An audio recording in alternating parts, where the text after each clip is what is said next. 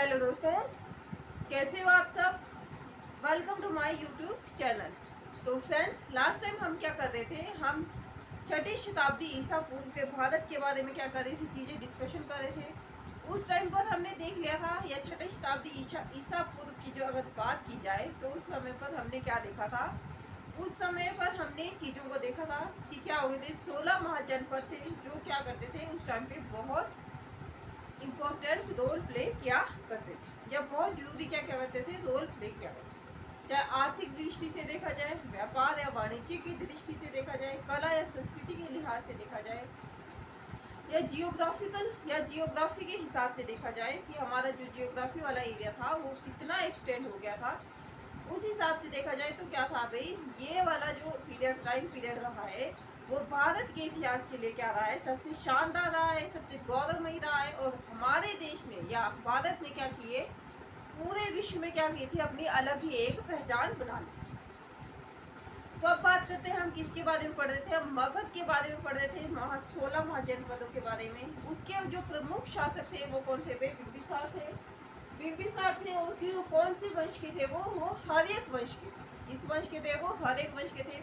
16 महाजनपदों का उल्लेख हमें अलग अलग जगह पे दिखाई पड़ता है। और उसमें जो मगध था, मगध भी क्या करता था, एक इम्पोर्टेंट रोल प्ले क्या करता था, क्योंकि बाद के जो टाइम पीरियड है, जैसे मौर्य काल है या उत्तर पोस्ट मॉडर्न पीरियड है, उसमें भी क्या है भाई, मगध ने क्या किया था, सबसे जरूरी रोल प्ले किया था भारत को एक अलग पहचान दिलाने के, अगर इस परिदृश्य से देखा जाए।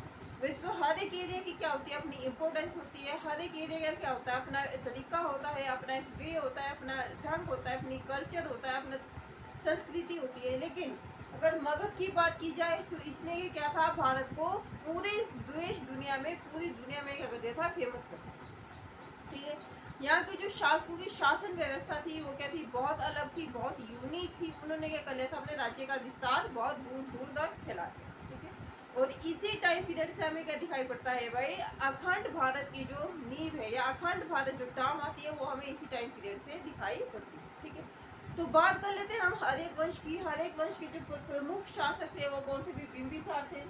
इनका जो टाइम पीरियड रहा है वो 52 साल तक क्या था, इन्होंने शासन किया था। और 15 साल की उम्र में क्या कर लिया था, इन्होंने अपना शासन मतलब कायम कर लिया था, या अपनी राजगद्दी ने प्राप्त हो गई। ठीक है, बिंबिसार की बात की जाए तो इनको क्या था भाई, 544 ईसा पूर्व से लेकर 412 ईसा पूर्व तक का क्या था भाई, इनका पूरा पूरा टाइम पीरियड। इन्होंने अपनी जिंदगी में 3 काम की, मतलब 3 शादियां की या 3 विवाह किए, जो कि क्या थे, अलग अलग राज्यों के हिसाब से।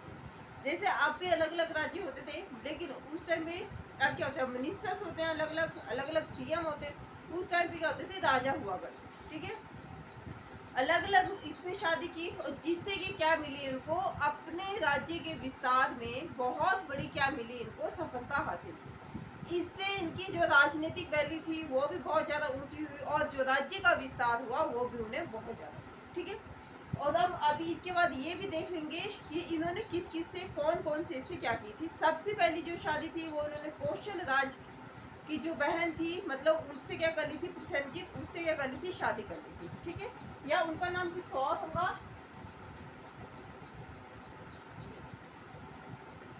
हाँ, महाकोशला।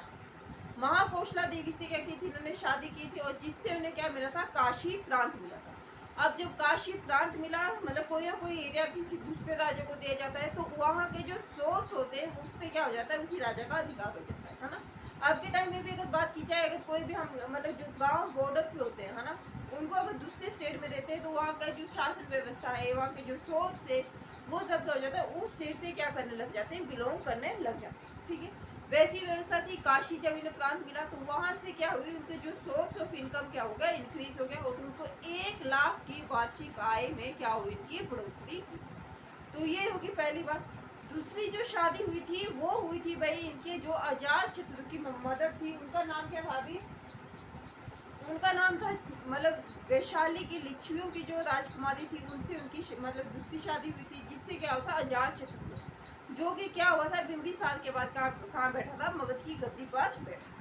दूसरी बात ये होगी, तीसरी शादी इन्होंने की थी पंजाब की, इसमें पंजाब सूबे में इन्होंने शादी की थी। पंजाब सूबे में जब इन्होंने शादी की थी तो क्या हुआ था, वहाँ की जो राजकुमारी थी से उससे क्या हुआ था, इन्होंने शादी कर ली।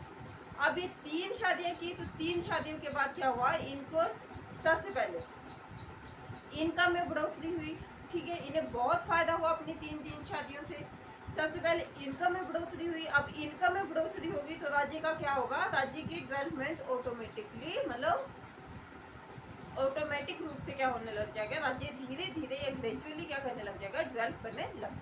ठीक है, क्योंकि सारा प्रोसेस क्या है भी एक दूसरे से कोरिलेटेड है। ऐसा नहीं है कि राज्य एक अलग जगह है और जो आर्थिक डेवलपमेंट है वो किसी अलग एरिया में है, मतलब सब कुछ क्या है एक दूसरे से क्या है, रिलेटेड है। ठीक है, ये बात भी क्या रखनी है, आपको याद रखनी है। आर्थिक रूप से जब ये सक्षम होने लगे तो फिर क्या किया इन्होंने, राज्य का विस्तार करना शुरू कर दिया। अपने आस पड़ोस के राज्य जीतना शुरू कर दिया। जैसे इन्होंने राज्य जीतना शुरू कर दिए वैसे ही क्या होने लगे, इनके इनकम में बढ़ोतरी होने लगी। ठीक है, फिर इन्होंने क्या किया, अभी अपनी दोस्ती का हाथ भी बढ़ाया। ऐसे नहीं कि इन्होंने युद्ध ही लड़े, इन्होंने दोस्ती का हाथ भी बढ़ाया। और दोस्ती के साथ साथ क्या किया, इन्होंने अपने राज्य के विस्तार में मतलब क्या किया, राज्य के विस्तार को भी ये धीरे धीरे करते थे। ठीक है, ये होगी एक और बात। अगर बात की जाए इसकी हर एक वंश की, तो संस्थापक थे बिंबिसार। इनकी राजधानी थी राजगीर या क्या थी भाई, गिरिगज थी।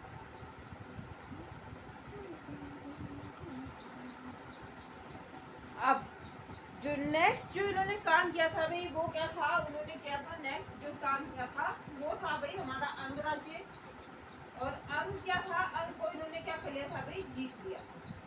अंग को जब इन्होंने जीत लिया था तो फिर क्या हुआ, इन्होंने वहां भी क्या कर लिया था, अपने राज्य का विस्तार कर लिया। जैसे ही बिंबिसार ने अंग को जीता, उन्होंने क्या किया, अभी अपने बेटे और उनके बेटे का नाम क्या था, अजातशत्रु को वहां का क्या कर लिया था, शासक नियुक्त कर दिया। ठीक है, अब एक और चीज जो हुई थी भाई वो हुई थी, उसका नाम क्या है भाई, इन्होंने अवंती को भी जीत लिया था। इन्होंने अवंती को भी जीत लिया था। और अवंती को जीतने के बाद क्या हुआ था, इन्होंने वहां के जो शासक थे चंद्रद्योत, उनसे क्या कर ली थी, दोस्ती कर ली थी। अब दोस्ती के बाद क्या भेज दिया था, जब वो बीमार हुए तो उन्होंने क्या कर लिया था, अपने बेटे को वहां पे क्या भेज दिया, मतलब उन्होंने अपने राज बेटे को उनके उपचार के लिए वहां भेज दिया। लेकिन एंड द स्टोरी क्या है, एंड ऑफ द स्टोरी क्या है बिंबिसार की, कि इनके अपने ही बेटे ने क्या कर दिया था, इनका खून कर दिया या हत्या कर दी थी, इनको मार डाला था और क्या कर दिया था, अपने आप को राजा घोषित कर दिया। ठीक है, तो ये बात होगी हमारे इसके बारे में। लेकिन विवाह के बारे में आपको याद रखना है, और ये भी याद रखना है कि जो चंद्रप्रदोष है वहाँ को क्या किया था भी, इन्होंने अपने राजवेद्य जीवा को क्या भेजा था, इन्होंने अपने मतलब इलाज के लिए भेज दिया था। ये भी क्या रखनी है, आपको बात याद रखनी है। और ये कहाँ की बात हो रही है, अवंती की बात हो रही है। ठीक है, क्योंकि क्या होता है ऐसे क्वेश्चन क्या किए जाते हैं, सेम किया जाते हैं। चंद्रप्रद्योत के बारे में पूछ लिया जाएगा, जीवक के बारे में पूछ लिया जाएगा, जीवक निम्नलिखित में से कौन से शासकों का क्या रहा है भाई, राजवेद्य रहा। ठीक है, ऐसे क्वेश्चंस क्या किए जाते हैं, सेम किए जाते हैं। लेकिन आज की वीडियो में इतना ही है। आप क्या कर सकते हैं, अगर आपको वीडियो अच्छी लगी हो तो आप लाइक कर सकते हैं, शेयर कर सकते हैं, सब्सक्राइब कर सकते हैं, press the bell icon. Thank you for watching.